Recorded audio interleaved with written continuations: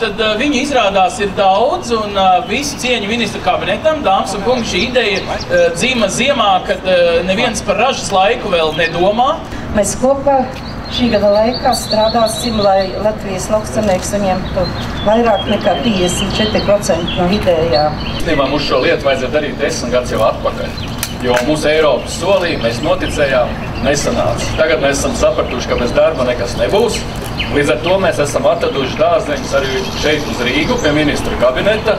Es ceru, ka tie ķirvji, kas izaugs šajā dobē, pārvērtīsies par karietēm, kas atvedīs tiešmaksājumu naudu un nevis otrādi. Un laimdota būs tā pelnrušķīta, kas arī sagādās pārsteigumu.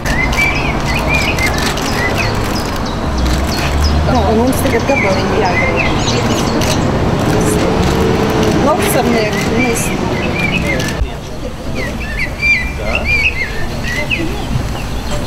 Viņi jātien ir, jā? Jā, darbos tas kāpot. Iesāc, jā. Silts.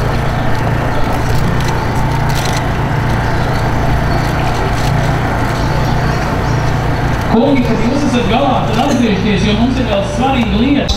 Jā, jā.